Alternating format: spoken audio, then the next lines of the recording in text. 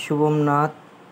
আপনারা সবাইকে written preparation all exam GK চ্যানেলের পক্ষ থেকে স্বাগতম জানিয়ে আজকে আর একটি জিকে প্রশ্ন উত্তর নিয়ে আসলাম।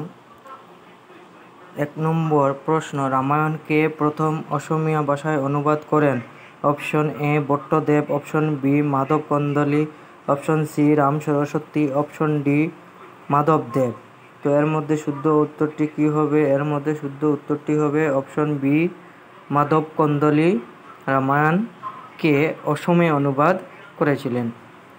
কোয়েশ্চন নম্বর 2, আসাম মহিলা কমিশন কত সালে গঠিত হয়? শুদ্ধ উত্তর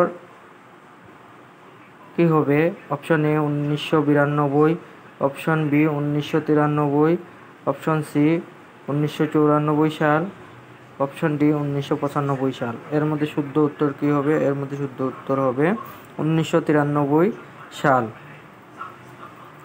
কোয়েশ্চন নম্বর 3, রেডক্লিফ লাইন কোন দুটি দেশের সীমানা? অপশন এ ভারত ও পাকিস্তান, অপশন বি ভারত ও চীন, অপশন সি ভারত ও নেপাল, অপশন ডি ভারত ও ভুটান। তো এর মধ্যে শুদ্ধ উত্তরটি কী হবে? এর মধ্যে শুদ্ধ উত্তরটি হবে অপশন এ ভারত ও পাকিস্তানের দুই দেশের সীমারেখাকে রেডক্লিফ নামে আমরা জানি। 4 নম্বর কোয়েশ্চন, আসামে কাকে লায়ন ম্যান অফ আসাম বলা হয়? Option A Radha Gobinda Baruah, option B Phani Sarma, option C Bishnuram Medhi, option D Jagannath Baruah. এর মধ্যে শুদ্ধ উত্তরটি কী হবে? এর মধ্যে শুদ্ধ উত্তরটি হবে অপশন এ রাধা গোবিন্দ বড়ুয়াকে আসামের লায়ন ম্যান অফ আসাম বলা হয়। কোয়েশ্চন নম্বর 5, টোকলাই চা গবেষণা কেন্দ্র আসামের কোন জেলায় অবস্থিত? Option A Jorhat, option B Nagaon, option C Sonitpur, option D Sivasagar. এর মধ্যে শুদ্ধ উত্তর কী হবে? এর মধ্যে শুদ্ধ উত্তরটি হবে অপশন এ যোরহাটে চা গবেষণার কেন্দ্র অবস্থিত।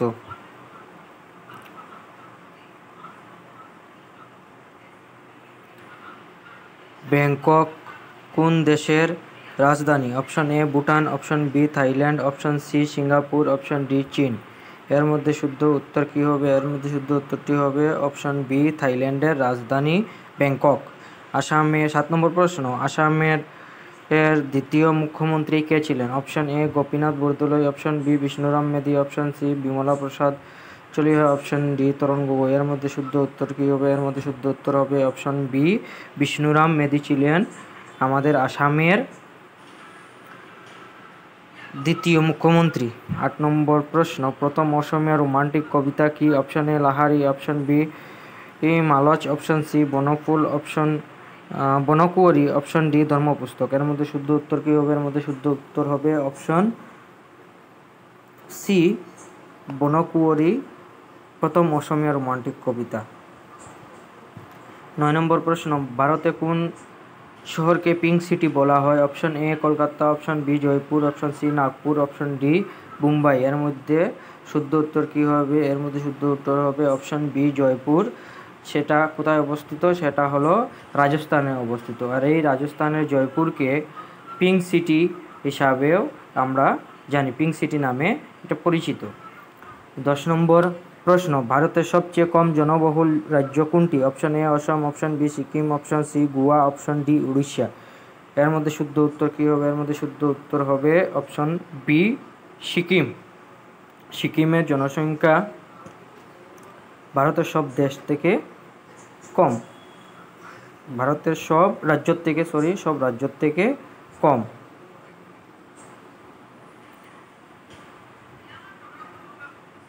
11 নম্বর প্রশ্ন, প্রথম অসমীয়া শিশু পত্রিকা কোনটি? অপশন এ লরাবন্ধু, অপশন বি প্রিয়তমার প্রিয় পিতা, অপশন সি বাইটি, অপশন ডি উপরে কোনোটিও নয়। শুদ্ধ উত্তর হবে অপশন এ লরাবন্ধু প্রথম অসমীয়া শিশু পত্রিকা। কোয়েশ্চন নম্বর 12, 12 নম্বর প্রশ্ন, মহাত্মা গান্ধী প্রথম কখন আসামে এসেছিলেন? Option A 1920, option B 1921, option C 1901, option D 1935। শুদ্ধ উত্তর হবে 1921 সালে মহাত্মা গান্ধী আসামে এসেছিলেন। কোয়েশ্চেন নম্বর 13, ভারতের লৌহ মানব কাকে বলা হয়? ভারতের লৌহ মানব কাকে বলা হয়? আয়রন ম্যান অফ ইন্ডিয়া নামে কাকে আমরা জানি? Option A Mahatma Gandhi, option B Gopinath Bordoloi, option C Sardar Vallabhbhai Patel, option D B R Ambedkar. এর শুদ্ধ উত্তর কি হবে? সর্দার বল্লভভাই প্যাটেল, অপশন সি শুদ্ধ হয়ে যাবে।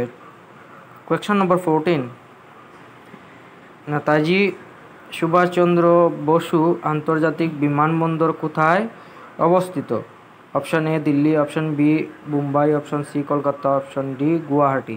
এর মধ্যে শুদ্ধ উত্তর হবে অপশন সি কলকাতায় নেতাজি সুভাষচন্দ্র বসু আন্তর্জাতিক বিমানবন্দর অবস্থিত। কোয়েশ্চন নম্বর 15, 15 নম্বর প্রশ্ন, প্রথম ভারতীয় নোবেল পুরস্কার বিজয়ী কে? Option A Rabindranath Thakur, option B Sarvepalli Radhakrishna, option D Gopinath, option C Gopinath Bordoloi, option D উপরের কোনোটিও নয়। এর মধ্যে শুদ্ধ উত্তর কি হবে? শুদ্ধ উত্তরটি হবে অপশন এ রবীন্দ্রনাথ ঠাকুর।